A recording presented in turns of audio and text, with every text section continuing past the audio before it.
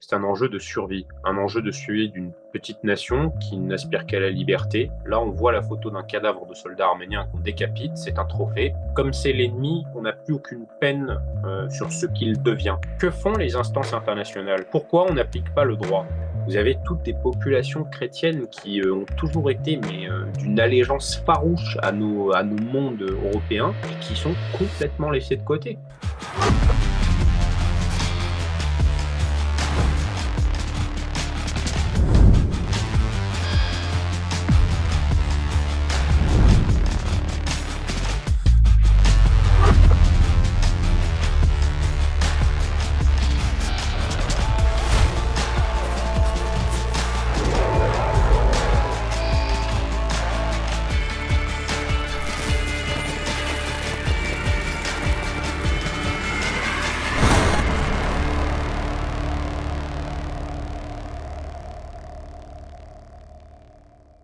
Alexandre Saradjian, bonjour. Vous êtes membre du Cercle de réflexion Droite de demain, juriste en droit des affaires, défenseur de la cause arménienne. Nous vous recevons aujourd'hui pour faire le point sur ce qui se joue en silence en Arménie. S'il vous plaît, pourriez-vous nous préciser ce qui se passe actuellement en Arménie et dont on ne parle pas assez? Bonjour Anne-Laure, bonjour Libmedia, merci de me recevoir. Alors, ce qui se passe en Arménie actuellement, c'est un enjeu de survie de la nation arménienne et du pays de manière générale. Il faut savoir que, bon, il y a 3 ans auparavant, il y a eu une guerre dans cette enclave, territoire contesté, république, qui a pris son indépendance en 94, qui s'appelle, enfin un peu avant, puisqu'il y a eu une guerre qui s'est déclenchée dans les années 80, qui s'appelle l'Artsakh, donc le Haut-Karabakh.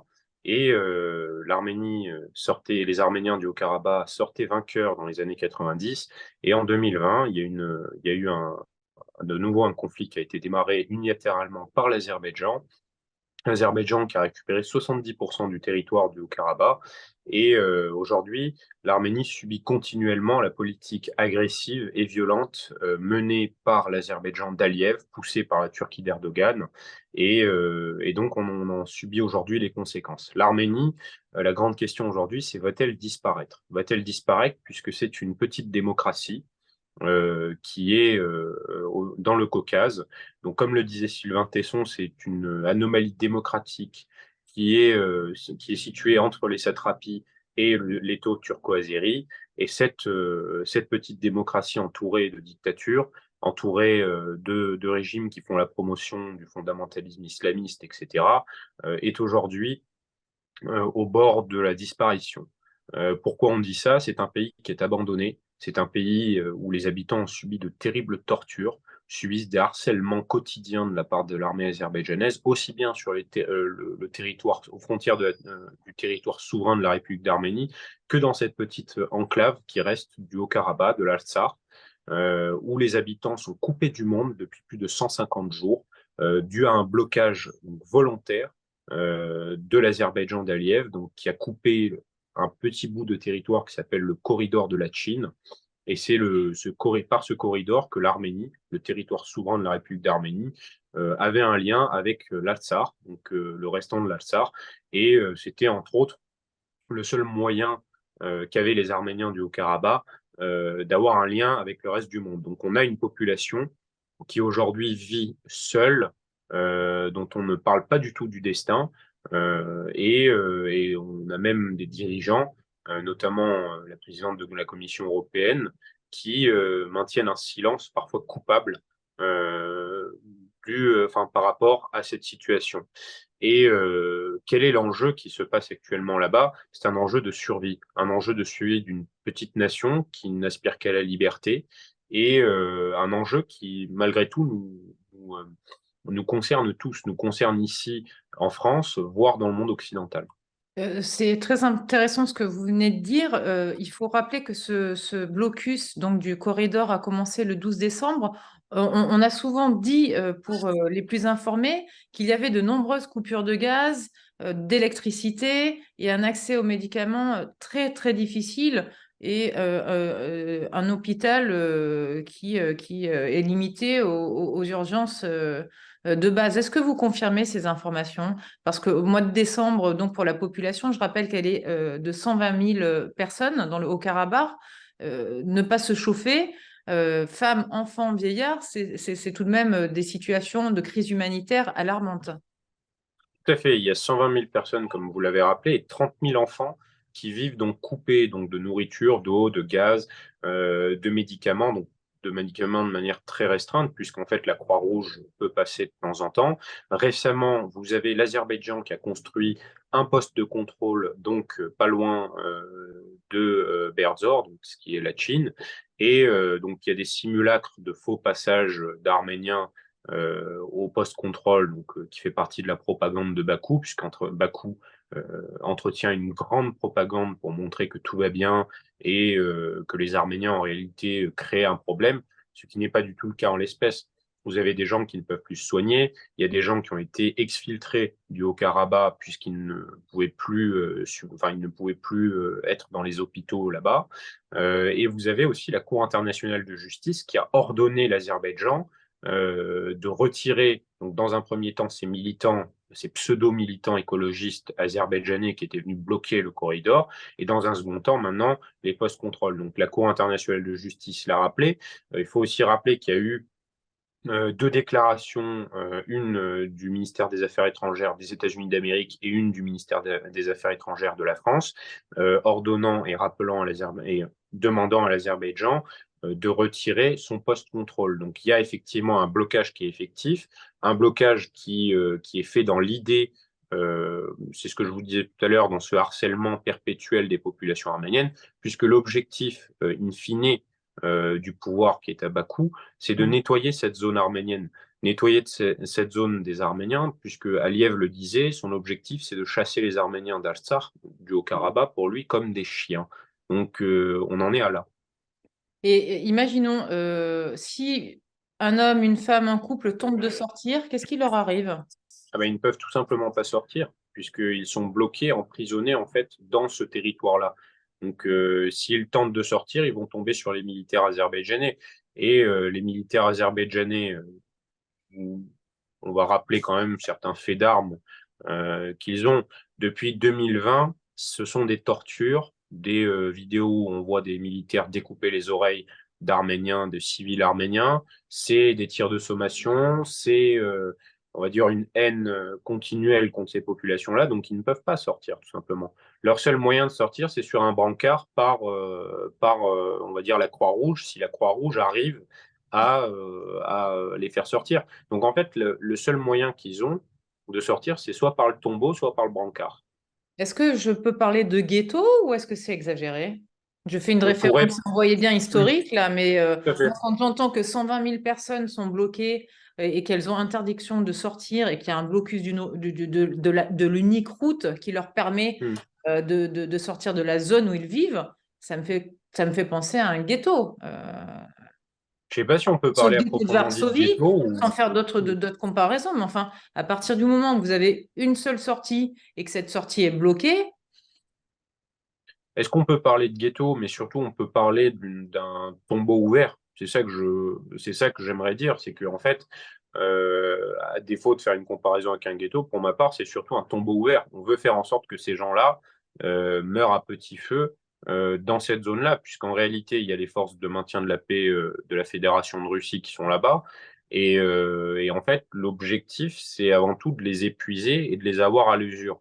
Donc, je pense même pas qu'on puisse parler de ghetto à proprement dit. Je pense qu'on veut tout simplement les éliminer ou les forcer à fuir. Ça va même plus loin que ça, puisque Bakou s'inscrit dans la politique, vous savez, qui remonte à 1915, cette politique pan-turquiste, puisque Bakou revendique un corridor du Zangezur en parallèle, donc un corridor qui traverserait l'Arménie pour le commerce, pour la transmission des hydrocarbures, etc.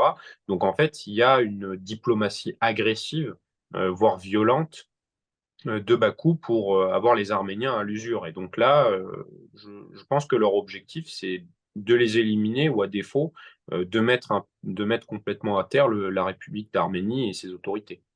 Alexandre Saradjan, vous avez été étonné de la sauvagerie et de la barbarie vécue par de nombreux soldats et civils. Nous avons des preuves, nous avons des images très choquantes qui ont été vues, qui ont été transmises à l'ONU, à certains médias, ça n'a pas été repris. Peut-on dire de façon peut-être un peu provocatrice qu'on se fiche du sort des Arméniens ou que les Arméniens n'intéressent personne? Bien, c'est vrai qu'on peut se poser la question, puisqu'il y a quand même, de manière générale, plusieurs traités internationaux qui ont été violés par l'Azerbaïdjan. Je vais, cher Anne-Laure, les rappeler. Tout d'abord, et je pense qu'il faut remonter aux sources du problème, dès 2020 et même l'an dernier, l'Azerbaïdjan a violé la charte des Nations Unies, donc l'article 2, paragraphe 4, sur l'interdiction du recours à la force et l'interdiction aux menaces sur la sécurité de l'intégrité territoriale d'un autre pays. Donc d'un côté sur le territoire souverain de la République d'Arménie et de l'autre sur ce territoire contesté, mais qui a pris son indépendance dans les années 90, du Haut-Karabakh. Il faut rappeler que le principe au sein de l'ONU, c'est de régler les choses par la diplomatie. Enfin, ça, c'est le premier traité qui a été violé.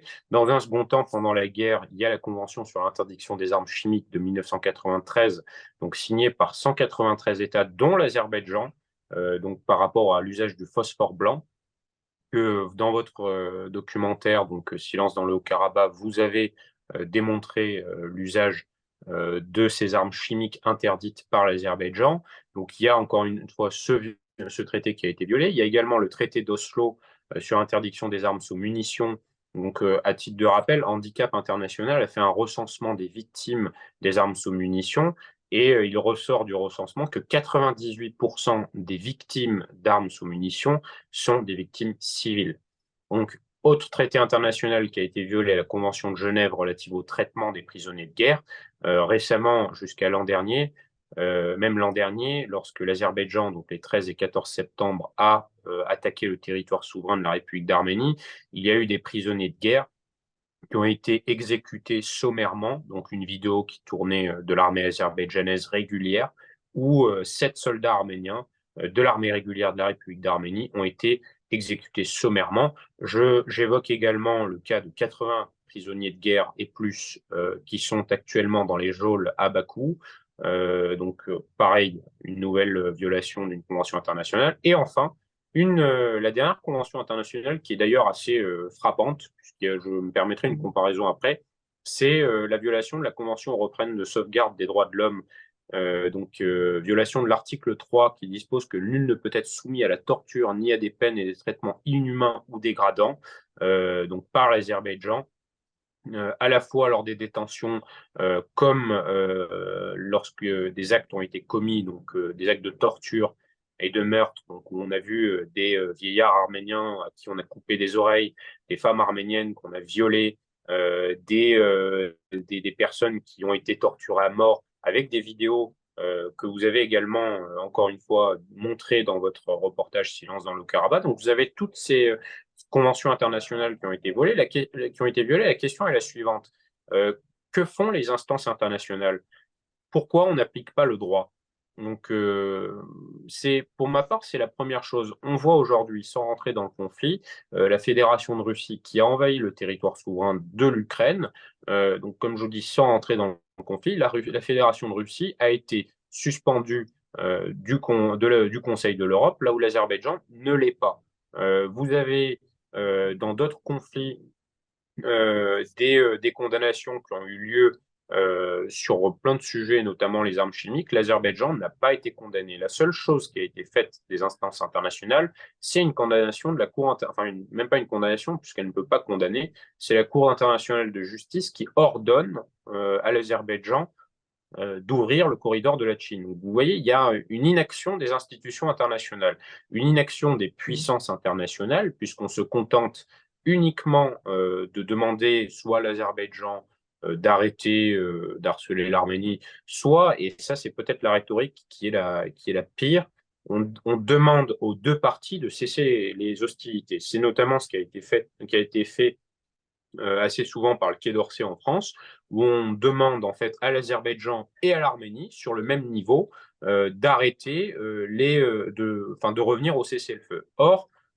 mettre au même niveau le bourreau et sa victime, c'est valider la position du bourreau. Donc il y a toute une rhétorique, toute une inaction des institutions internationales, des puissances internationales, mais aussi d'une partie de la presse, au sujet de l'Arménie, et une forme d'omerta.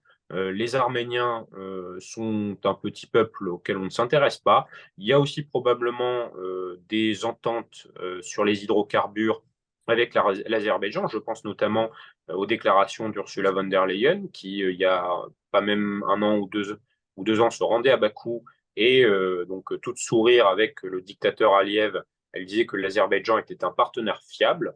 Donc elle a préféré en fait substituer le gaz de Poutine pour le gaz d'Aliyev, sachant que bon, c'est pour la boutade, mais c'est bien de le rappeler. Dans les usines de production de gaz et de pétrole de Bakou, c'est du pétrole et du gaz qui provient directement de Russie, qu'on transforme là-bas et qu'on envoie en Europe. Donc vous avez toute une forme d'hypocrisie. Je suis un homme de droite, mais je vais citer un homme de gauche, Jean Jaurès, qui disait à l'époque, lors des massacres d'Arméniens en Arménie dans les années 1890, donc les massacres hamidiens, il pointait du doigt les dirigeants occidentaux en disant que c'est l'hypocrisie géniante et lâche qui régnait, et que la priorité pour les dirigeants, ça devrait être la sauvegarde des peuples, de la justice et du droit face aux intérêts diplomatiques et économiques.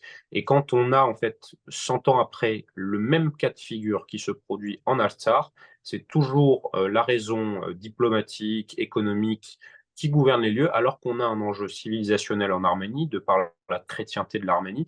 Il faut rappeler que l'Arménie est le premier peuple chrétien, la première nation chrétienne au monde, et bon, on se fiche de ce qui s'y passe, il faut le dire concrètement, même s'il y a des déclarations politiques, même s'il y a des déclarations bon, récentes qu'on peut saluer. Hein. On a la ministre des Affaires étrangères française qui s'est rendue en Arménie, qui souhaite conclure un traité, enfin même un pacte il me semble que c'est un contrat pour livrer des armes de défense à l'Arménie, donc il semblerait que c'est effectif, mais on se rend compte a posteriori de tout ça. Il a fallu peut-être 3 ans pour qu'il y ait un gravier qui soit, que ce soit même pas une pierre, c'est un gravier qui est posé à l'édifice. Et donc la question est la suivante, c'est euh, que faisons-nous? Ça ne nous intéresse pas, il y a des guerres et des peuples qui valent mieux que d'autres, il y a des principes qui s'appliquent, d'autres non. Donc voilà. Justement, on va passer à une séquence qui est émotionnellement difficile. On va regarder quelques images.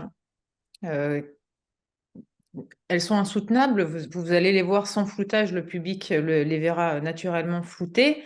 Et j'aimerais recueillir votre sentiment sur ces images, votre analyse, et permettre également leur validation, bien qu'elles aient déjà été largement validées.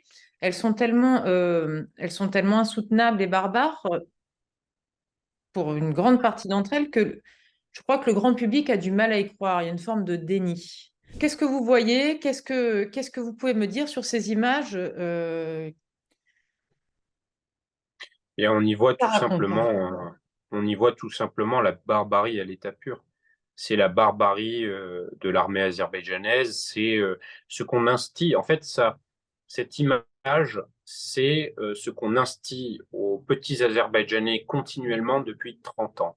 On instille dans la tête et même c'est la politique qui est menée en Azerbaïdjan actuellement, puisque je ne l'ai pas évoqué, mais l'Azerbaïdjan, depuis 30 ans, mène une propagande violente, une propagande d'État qui identifie l'Arménien comme son ennemi et qui déshumanise l'Arménien. Là, on voit la photo d'un cadavre de soldat arménien qu'on décapite, c'est un trophée. Les Arméniens sont réduits en fait à être des pires que des animaux, puisque bon, Aliyev les considère comme des chiens, mais c'est la continuité de cette politique génocidaire. C'est-à-dire que l'ennemi c'est l'Arménien, mais c'est un ennemi qu'il faut annihiler. Donc là, on passe à des destructions de monuments religieux, de cimetières, de l'aspect culturel arménien. Est-ce que vous pouvez me commenter ces images, s'il vous plaît? Bah, tout simplement, ça continue, enfin, c'est la continuité de ce qui est fait en Azerbaïdjan et aussi en Turquie, hein, en réalité. Mm. C'est la destruction du patrimoine culturel et cultuel arménien. C'est-à-dire qu'on veut non seulement détruire physiquement les Arméniens, mais on veut aussi détruire leur présence. Donc ça, c'est très simple. Il y a un rapport de l'ICOMOS, donc une institution internationale qui vise à la protection du patrimoine, etc. Donc l'ICOMOS, dans les années 2000, avait reporté une destruction d'un cimetière très ancien dans le Nakhitchevan, d'un cimetière arménien qui datait des années 600-700 après Jésus-Christ. Et donc là, ce n'est que la continuité. On cherche donc à détruire, comme je l'ai dit, physiquement les Arméniens. Ça, c'est la première étape d'un génocide. Et dans un second temps, puisque j'emploie le terme génocide, c'est l'objectif de la coalition turco-azérie, c'est de supprimer les Arméniens. Et donc vous avez dans un second temps la destruction du patrimoine. Et quoi de mieux que de supprimer un cimetière? Le cimetière, c'est un symbole, puisque sur un cimetière, euh, on va voir des croix. Sur un cimetière, on va voir ce qui ressort, je dirais, d'une culture, puisqu'il y a une façon d'inhumer, il y a une façon d'honorer les morts donc par les Khatchkars arméniens, et donc ces croix de pierre. Et donc en les détruisant, on détruit donc à la fois le symbole, à la fois la présence religieuse, mais aussi on détruit l'histoire de ces familles sur place. Et on va aller même plus loin, puisqu'on va se réapproprier les lieux. Et comme je vous le dis, ça participe en fait à cette destruction des Arméniens, puisque ce qu'on ne peut pas détruire, par exemple, et je ne sais pas si vous le montrerez, ce qu'on ne peut pas détruire, on se le réapproprie. Vous avez le monastère de Dadivank, par exemple, qui se situe en Artsakh. Ce monastère, puisqu'on ne peut pas le détruire, les Azerbaïdjanais ne peuvent pas le détruire, qu'est-ce qu'ils font? Leur objectif, c'est déjà de le renommer, Gudavank, ils l'ont appelé, et on ne sait où, ce monastère est devenu un monastère qui daterait de l'Albanie du Caucase, une entité bon, qui a existé à l'époque, mais dont le pouvoir azerbaïdjanais se dit la digne descendante. Alors vous voyez que c'est un élément de propagande, puisque enfin, le pouvoir azerbaïdjanais se dit comme faisant partie du monde turcophone, mais se dit aussi comme héritière du monde albanien du Caucase. Donc, mais comme c'est de la propagande d'État et que les Azerbaïdjanais sont manipulés, puisque c'est un État où la liberté de la presse est quasiment inexistante, c'est un État où il y a de la corruption au plus haut niveau de l'État. Donc on veut manipuler les foules là-bas et on veut à la fois instiller une propagande internationale en disant ah ben non, les Arméniens en réalité ne sont pas forcément des autochtones, nous aussi on était là. Donc quel est l'objectif de ça? C'est instiller un relativisme je dirais, par le lobbying, un relativisme aux élus de certains pays et instiller le doute aussi par rapport aux campagnes qui sont menées par les Arméniens du monde pour montrer les réalités de cette guerre. Il y a certaines, en tout cas, on ne peut pas faire douter sur la véracité des images. On va de nouveau revenir sur des images difficiles de soldats. Tout simplement parce que l'Arménie, je le rappelle, est une démocratie et je reviens encore une fois sur ce silence et ces atrocités et ces exactions qui ont été très largement répertoriées. Je vais de nouveau recueillir votre sentiment et votre analyse sur cette image, Alexandre. Qu'est-ce qu'on voit à l'image? Qu'est-ce qui se passe? Qu'est-ce que c'est? Est-ce que vous pouvez me décrire ce que vous Ben là, voyez? on y voit tout simplement encore un soldat azerbaïdjanais qui est fièrement sur les cadavres de soldats arméniens. Donc ça fait, c'est somme toute la continuité en fait d'une haine de l'arménien. L'arménien en fait n'est plus honoré. Enfin, l'ennemi est tellement haï, tellement déshumanisé qu'on n'honore même pas sa mémoire. Ce qui est l'inverse en fait en Arménie, hein, quand les Arméniens ne sont pas éduqués à haïr l'Azerbaïdjanais depuis l'enfance. Euh, Moi, je veux faire une petite parenthèse. Il y avait des journalistes, notamment un journaliste russe et un journaliste aussi de la BBC. Ils avaient fait un petit comparatif, les enfants en Azerbaïdjan et les enfants en Arménie. Donc, on pose la question en Azerbaïdjan, qui est votre ennemi? À des enfants qui ont 7-8 ans. Les enfants disent ah c'est l'arménien, Ermenilush, donc dans leur langue, c'est l'arménien, c'est notre ennemi, c'est l'ennemi de la nation, c'est l'ennemi du peuple, non, non, non, etc. On continue et on pose la question à un enfant arménien, donc enfin les journalistes posent la question à des enfants arméniens, qui est votre ennemi les enfants? Ah c'est le monstre qui est sous mon lit, ah c'est le dragon, ah c'est, enfin ils vous répondent avec des questions d'enfants.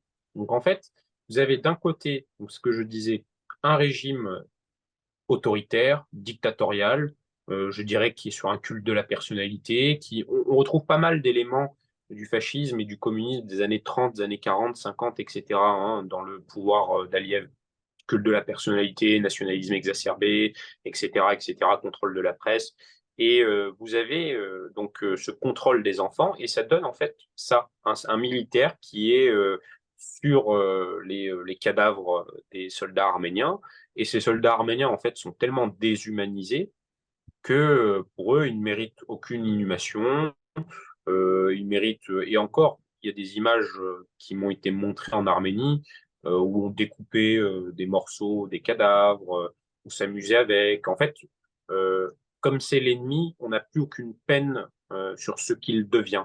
Je me permets de vous couper. Vous allez pouvoir attester de ce témoignage. Moi aussi, j'ai accès à ces images-là. Des soldats encore vivants dont on prélève des intestins, encore vivants dont on crève les yeux, encore vivants dont on coupe les oreilles, encore vivants dont on fracasse à coups de couteau le visage et qu'on lacère.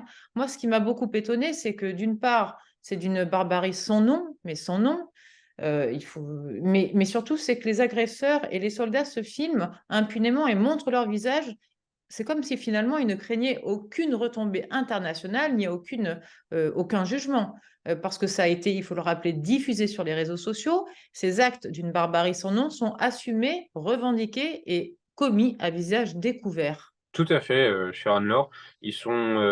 Donc, ils sont diffusés à visage découvert et parce qu'ils ne risquent rien en Azerbaïdjan. Tout simplement parce que l'État Et ils ne risquent azerbaïdjanais rien. ne les poursuit pas. Et L'État chez nous, azerbaïdjanais, et nous, pourquoi? Nous, la France, excusez-moi, enfin voilà, en France, mais nos droits de l'homme, malheureusement, on fait quoi? alors malheureusement, c'est bien là le problème juridique, c'est que dans leur pays, ils ne risquent rien. Et c'est là où il y a peut-être un enjeu juridique international, c'est-à-dire que ces gens-là qui ont commis ça s'appelle un crime contre l'humanité, ce qu'ils ont commis, hein, puisque c'est et des crimes de guerre, etc. Donc c'est des crimes qui sont punis dans les droits de beaucoup de pays, notamment démocratiques. Donc, ce qui pourrait, et je pense qu'il y a une actualité juridique en ce moment là-dessus, la France veut faire passer une loi interne qui conduirait en fait à poursuivre les criminels de guerre, criminels contre l'humanité d'autres pays, dès lors que ceux-là se rendraient sur leur territoire ou même hors de leur territoire, donc hors de leur juridiction à proprement dit territoriale. Et donc c'est là où il y a peut-être un intérêt juridique, c'est que ces personnes-là qui commettent des crimes, le jour où ils sortiront d'Azerbaïdjan, eh bien, pourront être poursuivis par des tribunaux nationaux d'autres États. Et pour revenir à l'impunité, cher Anne-Laure, et je finirai là-dessus, c'est tout simplement l'Azerbaïdjan organise, on va dire, une haine d'État contre les Arméniens. Donc les juridictions azerbaïdjanaises, les procureurs azerbaïdjanais, s'il y a vraiment un véritable système de procureurs là-bas, ne vont pas poursuivre tout simplement les malfaiteurs, puisque pour eux, ça rentre dans le cadre d'une guerre, et puis ils vont aller même plus loin, ils vont aller même plus loin en disant que non, ces images-là sont trafiquées, ce sont des images qui nous proviennent de la République d'Arménie ou des observateurs pro-Arménie, etc. Donc ce sont des fausses images, donc, on ne doit pas chercher à aller plus loin. Et puisqu'en réalité, nous sommes dans un régime qui ne respecte pas vraiment l'état de droit, euh, que dire du système juridique là-bas? Donc, Écoutez, ce silence est très étonnant. Voilà, ces exactions commises, je répète, sur des individus encore vivants, torturés et filmés, c'est une première depuis longtemps, envoyée sur les réseaux sociaux.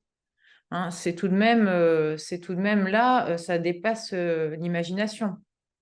Et qu'il y ait eu aussi peu de réactions médiatiques, c'est tout autant étonnant. Les médias ont leur responsabilité. Ils éclairent ou pas un fait, donner de la visibilité Ça permet de mettre en place du débat quand il n'y a pas de visibilité. Malheureusement, ça n'existe pas, on le sait, hein, ce qui n'est pas diffusé à la télé n'existe pas pour l'opinion publique. Tout à fait. Si on pouvait peut-être essayer de trouver des solutions, selon vous, qu'est-ce qu'il faut faire? Il y a tellement, là, déjà tout de suite, ce corridor est toujours bloqué, un checkpoint est bloqué. Est-ce qu'il y a des actions qui peuvent être, à vos yeux, possibles immédiatement, dans un premier temps? Eh bien, dans un premier temps, les actions qui devraient être avant tout possibles, c'est prendre directement des sanctions contre le régime azerbaïdjanais. Pour moi, c'est cesser aussi toute coopération avec cet État, qui est un État voyou, hein, tout simplement, qui ne respecte pas l'État de droit, qui en réalité, pour elle, le droit s'applique comme l'autocrate Aliyev en a envie. Donc, dans un premier temps, il y a ça. Dans un second temps, il y a aussi les sanctions individualisées contre Aliyev, contre sa famille, contre les oligarques azerbaïdjanais. Donc il y a peut-être ce genre de choses. Il y a aussi une saisine du Conseil de sécurité de l'ONU. Bon, il y a les institutions internationales, mais aussi le lobbying par le bas, je dirais. Puis il y a aussi une responsabilité qui incombe à la Fédération de Russie, puisqu'elle elle s'est nommée comme garante de la sécurité des Arméniens du Haut-Karabakh, donc depuis 2020 et la signature du traité trilatéral.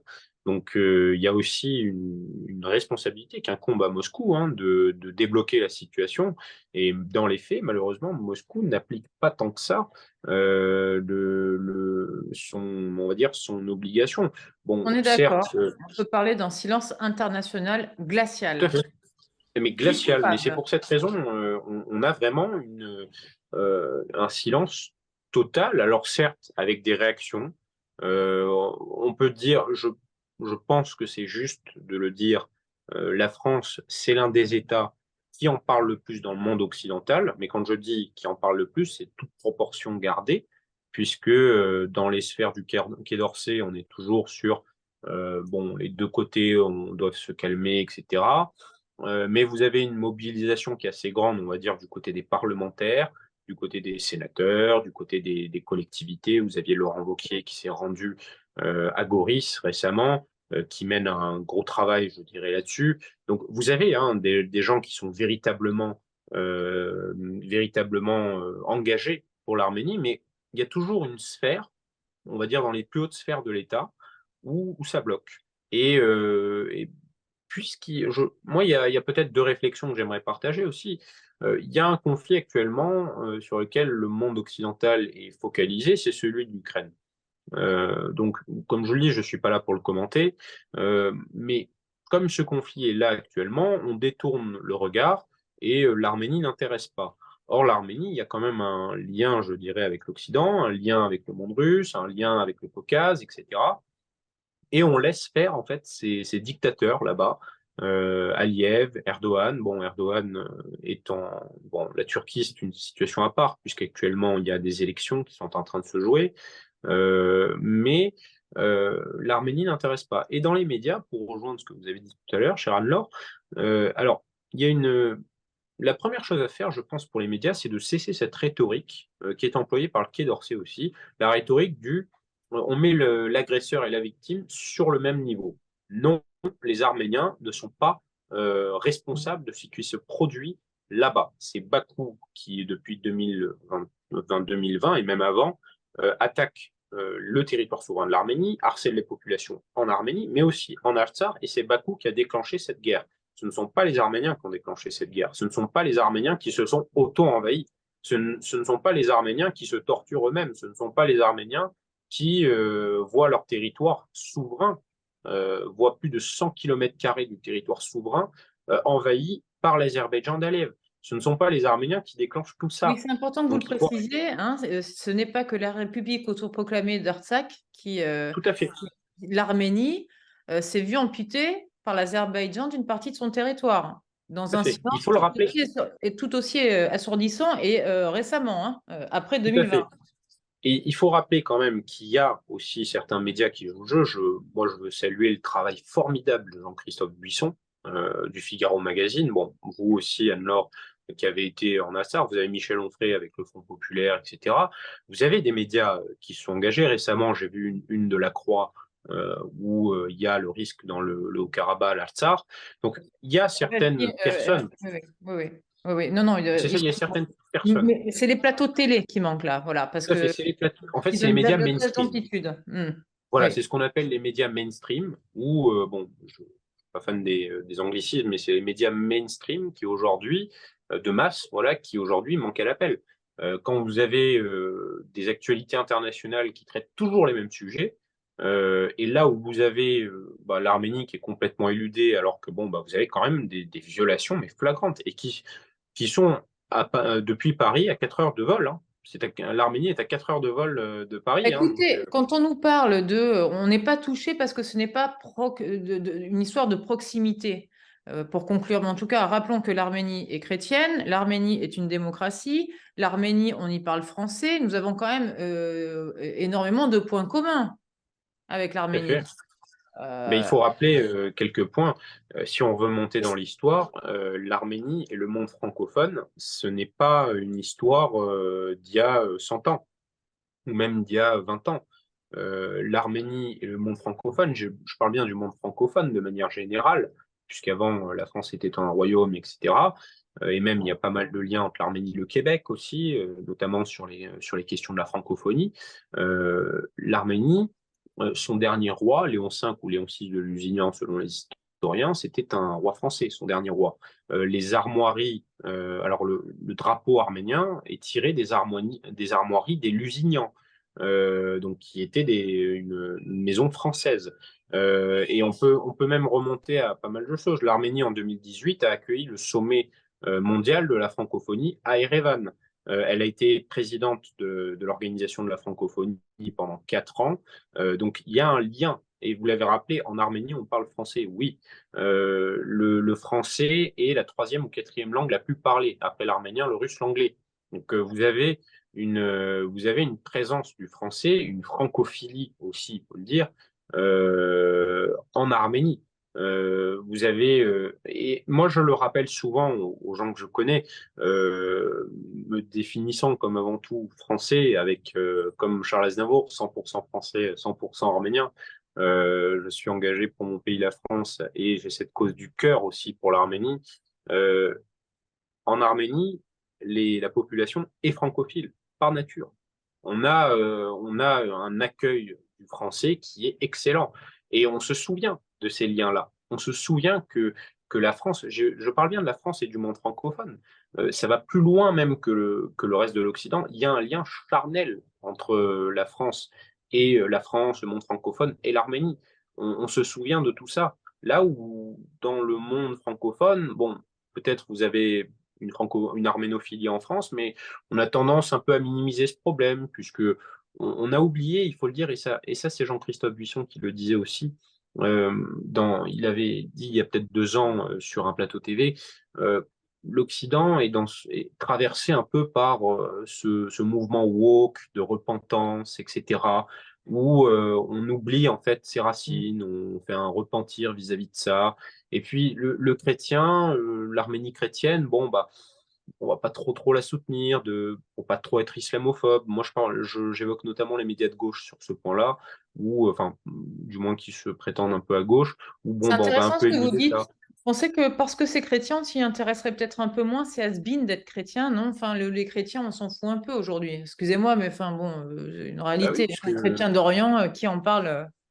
c'est ce que j'allais vous dire, les chrétiens d'Orient aujourd'hui, qui pourtant sont les plus, si je peux dire, occidentophiles ou europhiles, francophiles, ce sont des gens qui sont complètement laissés de côté. Au Liban, en Irak, je lisais justement une chronique là, dans La Croix, sur La Croix, où c'était le Figaro Magazine, sur les chrétiens d'Irak, le sort des chrétiens d'Irak, les Assyro-Chaldéens.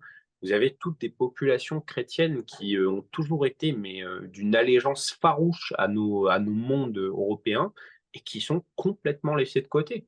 Pour eux, pendant longtemps, notre monde était le monde protecteur de leur vie. Et puis aujourd'hui, ils sont résolus à se dire qu'ils ne seront jamais aidés. Et je dirais Ils ne même d'un sont pas point à de la vue mode, géopolitique. les chrétiens d'Orient. Ah non, c'est pas la mode. Ce n'est pas la mode, c'est has-been. Puis, je vous le dis, ça fait partie de ce mouvement de déconstruction. Je le On peut pense les sincèrement. massacrer, leur couper la tête sans difficulté, hein, les chrétiens d'Orient. Voilà. On va Ça ne choque minimiser, personne. Non, non, mais à un moment donné, il faut quand même mettre hein, les on va points minimiser. sur ce qui se On passe. Hein. va, on va avoir pitié, on va dire je suis telle chose, je suis telle chose. Bah là récemment, quand Anoucha Bétian, la femme qui a été violée, massacrée, torturée, etc., et qui a eu la vidéo qui était sur partout sur Internet, ça a choqué l'opinion publique française.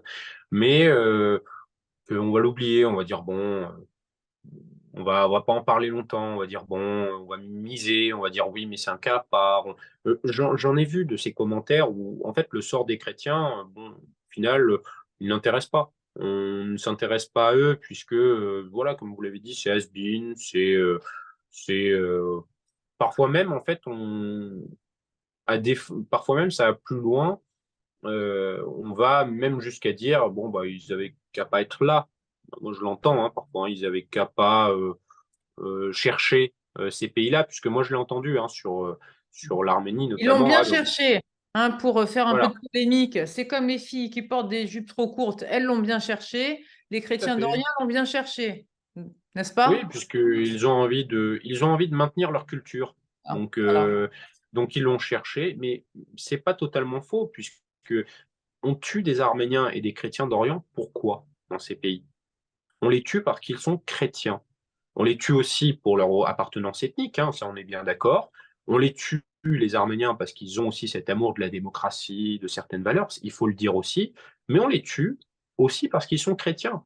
Quand on a envoyé des mercenaires djihadistes, il faut le dire, ça c'est une réalité, qui a été même reprise par le président de la République, M. Macron, que je ne porte pas forcément dans mon cœur, mais qui l'a dit, c'est près de 200 à 1500 mercenaires djihadistes qui se sont rendus en Arménie dans l'Artsakh pour aller décapiter des chrétiens, donc au nom d'un islamisme, d'un fondamentaliste islamiste, etc. Ben, ils n'ont pas été tués parce que simplement c'était la guerre. On a voulu terroriser ces populations et leur dire, même, je vais reprendre la phrase d'Erdogan, juste après la guerre, euh, maintenant le Haut-Karabakh est redevenu une terre d'islam. Donc l'objectif, il était affiché quand on a été chercher ces populations-là. Ce n'est de la part de la Turquie, de la part de l'Azerbaïdjan, c'est de détruire aussi leur chrétienté. Ça fait partie, c'est un des éléments.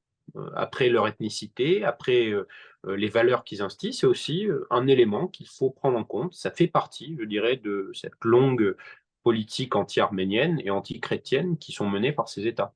On voit bien, là, il nous reste quelques minutes seulement. On pourra refaire un deuxième épisode avec grand plaisir. Mais pour revenir à ce que vous disiez, je trouve ça très intéressant. Cette cancel culture, on voit où elle mène. Elle mène peut-être aussi sans même se rendre compte, c'est ça qui est très étonnant, finalement, à l'absence d'indignation d'une forme de barbarie.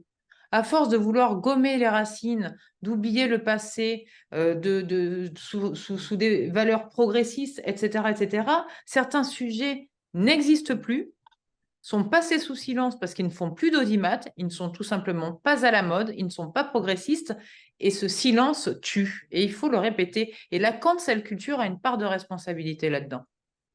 Ah, C'est mon complètement, avis, ça elle est, n'engage que moi. Mais oui, non, mais la cancel culture, donc la culture de l'annulation, puisqu'aujourd'hui, vous avez, on va dire, dans pas mal de gens qui emploient le mot annuler, je vous annule. Il y a récemment une actrice TV qui a fait une sortie là-dessus, justement, je vais annuler, je vous annule de mon entourage. Donc, je ne me souvenais pas trop de l'affaire, mais c'est rentré dans les mœurs, on annule les gens. Donc là, on annule le problème. C'est un problème qui dérange, donc on ne veut pas le traiter puisque bon, bah, l'Arménien, bon, c'est un chrétien, il a des valeurs, bon, certes démocratiques, etc., mais il a des valeurs aussi conservatrices un peu, donc ça dérange. Ce n'est pas forcément bon, c'est pas ce qu'on veut traiter, c'est ce qui dérange un peu. Et donc il y a cette culture de l'annulation en fait, hein, et cette culture de l'annulation, elle pousse à aller à l'encontre des Arméniens, mais elle pousse à aller contre soi-même. Puisque soi-même, on a oublié ses valeurs, pas forcément de pratiquer ces valeurs. On ne demande pas à toute la population d'être des dévots ou de pratiquer, on va dire, une religion à fond, etc. Mais puisqu'on a oublié ces traditions, puisqu'on a oublié d'où on vient, puisqu'on ne l'instille plus, on ne nous l'apprend plus, on apprend même à avoir honte de ça, eh bien, les Arméniens qui vivent encore en fait dans cette forme de société-là, eh bien, on va un peu les annuler. On va pas avoir pitié pour eux, puisqu'on se dit, c'est pas si important que ça en réalité. Merci Alexandre pour tous ces éclairages, pour vos réflexions, j'imagine que, que c'est difficile voilà, à vivre également au quotidien. Un mot peut-être pour terminer, quel message vous souhaiteriez transmettre à ceux qui nous écoutent, aux téléspectateurs ou plus largement peut-être au gouvernement? Eh bien, le message que j'ai, c'est un message simple. N'oubliez pas que défendre la liberté des autres, c'est défendre votre liberté. Défendre vos racines, notamment chrétiennes, c'est défendre aussi les autres chrétiens du monde. Défendre votre histoire, c'est défendre aussi une forme de justice dans le monde. Et comme je l'ai dit tout à l'heure par rapport à Jean Jaurès, il faut être du côté de la sauvegarde des peuples, de la justice et du droit, et non pas du cynisme, de l'hypocrisie. Et j'encourage donc toutes les personnes, tout votre auditoire à faire connaître ce sujet-là sans aucune considération partisane ou politique. Il s'agit d'un sujet de justice. Bon, toute personne qui est sincère vis-à-vis de cette démarche est la bienvenue pour la faire connaître. Merci encore. Sachez que ça a été un plaisir de vous recevoir. Sachez que nous allons vous recevoir très prochainement à nouveau avec votre accord pour continuer ces débats qui posent éventuellement tout un tas d'autres questions que nous n'avons pas eu le temps d'aborder. Merci Alexandre, à très bientôt et merci de votre confiance. À bientôt. Merci, cher Anne-Laure. À bientôt et merci à Libmedia.